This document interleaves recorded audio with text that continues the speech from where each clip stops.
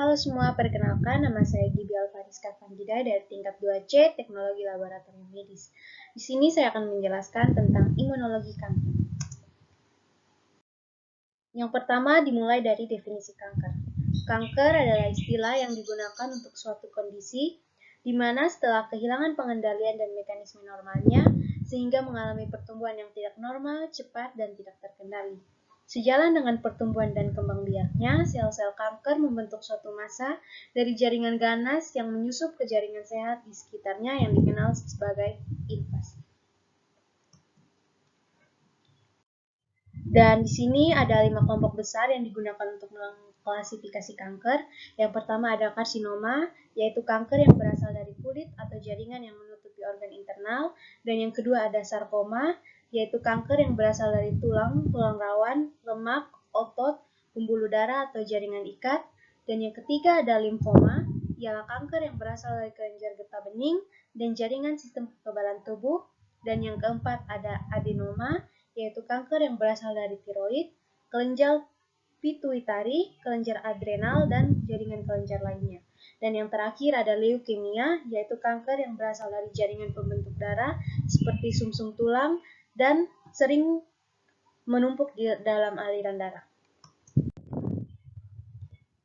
Lalu di sini ada proses terbentuknya kanker, yaitu yang pertama dimulai dari inisiasi. Inisiasi adalah kondisi asal yang memungkinkan terjadinya perkembangan kanker di dalam tubuh. Suatu sel dapat rentan menjadi kanker ketika dirangsang oleh zat kimia karsinogen yang menempel pada reseptor sel. Proses inisiasi, proses ini yaitu proses zat kimia menempel pada reseptor dan kemudian akan berinteraksi dengan DNA dan mengakibatkan perubahan-perubahan struktur DNA atau mutasi. Zat kimia ini juga dapat mengakibatkan gangguan pada sel khusus yang berperan dalam menekan pertumbuhan kanker dalam tubuh. Dan yang kedua ada promosi.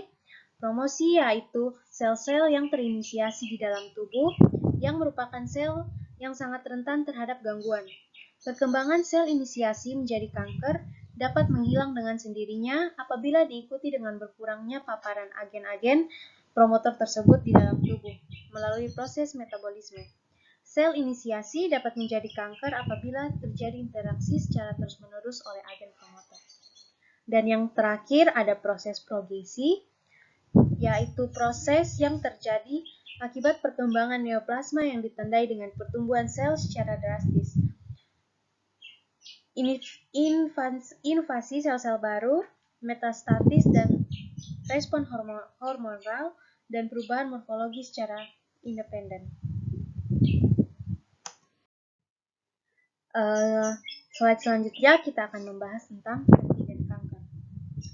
Antigen kanker merupakan substansi antigenik yang diproduksi oleh sel kanker yang menyebabkan respon imun dalam host. Antigen kanker diklasifikasi berdasarkan ekspresi yang dihasilkan yaitu tumor. Spesifik antigen yang hanya terdapat pada sel kanker dan tidak terdapat pada dalam sel normal. Kita akan membahas tentang komponen imun yang terlibat dalam respon terhadap kanker. Yang pertama, komponen imunitas seluler itu ada sel T. Sel T merupakan komponen utama dalam imunitas yang bertanggung jawab untuk mengarahkan pengenalan dan pembinasaan sel kanker. Sel T ini dia bertindak sebagai pengawas imunologi yang berproliferasi lalu menghancurkan sel kanker yang dimodulasi oleh sistem imunitas yang lain, yang dimana dalam hal ini antibodi humoral atau ADCC yang berperan dalam pengarahan melawan sel kanker memulai interaksi yang berakibat pada kematian sel kanker.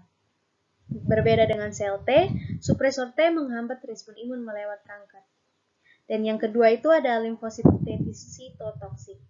Limfosit T sitotoksik ini ia sangat berperan dalam pengenalan antigen dari sel target dan menyebabkan lisis pada sel tersebut. Antigen dapat berada di permukaan protein sel atau berada dalam protein intraseluler. Contohnya pada TAAA yang diekspresikan ke permukaan dengan molekul major histocompatibility. Kompleks kelas 1. Limfosit T sitotoksik ini yang spesifik terdapat pada neuroblastoma, melanos malignan, dan karsinoma kolon, payudara, serviks, dan endometrium. Lalu yang ketiga ini ada sel NK atau natural killer yang merupakan sel efektor dengan aktivitas membasmi sel kanker. Berbeda dengan CTL, sel NK tidak dapat mengenali reseptor antigen, tetapi masih bisa mengenali sel normal yang terinfeksi virus atau sel kanker. Lalu yang berikutnya di sini ada makrofag, yaitu makrofag dapat membunuh sel kanker spesifik apabila dikombinasikan dengan faktor termasuk limfokinin dan interferon. Mekanisme makrofag kurang efektif dibandingkan dengan CTL. Lalu yang selanjutnya itu ada sel dendrik. Sel dendrik yaitu sel pengenal antigen yang terdapat dalam jaringan protektif. Sel-sel ini mengambil protein tumor terkait mengolahnya dengan TAAS atau Tumor Associated Antigen. Hadir untuk sel T untuk merangsang respon CTL terhadap tumor. Kehadiran sel dendritik ini berkorelasi dengan peningkatan prognosis. Dan yang selanjutnya itu ada limfokin. Limfokin ini diproduksi oleh sel imun yang merangsang pertumbuhan atau menyebabkan aktivitas sel kekebalan lainnya. Lalu ada sel T regulatory, yaitu hadir dalam tubuh untuk mencegah reaksi autoimun. Sel ini diproduksi selama fase aktif respon imun terhadap patogen dan membatasi respon kekebalan yang kuat yang dapat merusak host. Dan yang terakhir itu ada sel penekanan mieloid yang terdiri dari sel-sel mieloid yang belum matang dan prekursornya. Sel-sel ini terakumulasi dalam jumlah besar pada kanker dan poten untuk menekan respon imun. Yang selanjutnya ada komponen imunitas humoral. Berbeda dengan imunitas sel T sitotoksik, antibodi humoral tidak memberikan perlindungan yang signifikan terhadap pertumbuhan tumor. Kebanyakan antibodi ini tidak bisa mengenali tumor associated antigens. Antibodi humoral yang bereaksi dengan sel-sel tumor in vitro telah terdeteksi dalam serum pasien dengan berbagai tumor, termasuk limfoma Burkitt, melanoma, maligna, dan lain-lain. Antibodi sitotoksik diarahkan terhadap antigen ke permukaan sel tumor. Antibodi ini dapat memberikan efek antitumor melalui fiksasi komplemen atau sebagai pemberi sinyal untuk penghancuran sel tumor dengan sel T. Populasi lain antibodi humoral yang disebut meningkatkan antibodi sebenarnya mendukung hambatan pertumbuhan tumor. Dan di sini saya akan menjelaskan respon imun terhadap kanker. Imunitas humoral terhadap kanker. Meskipun imunitas seluler dalam kanker lebih banyak berperan dibanding imunitas humoral, tetapi tubuh membentuk juga antibodi terhadap antigen kanker. Antibodi tersebut ternyata dapat menghancurkan sel kanker secara langsung atau dengan bantuan komplemen atau melalui sel efektor A di sisi, yang akhir memiliki reseptor Fc, misalnya sel NK dan makrofag, atau dengan jalan mencegah adesi sel kanker. Dan pada penderita sel kanker, seringkali ditemukan kompleks imun, tetapi pada kebanyakan kanker yang lain sifatnya masih belum jelas. Antibodi diduga lebih berperan terhadap sel yang bebas. Dibanding dengan kanker padat, hal tersebut mungkin disebabkan karena antibodi membentuk kompleks imun.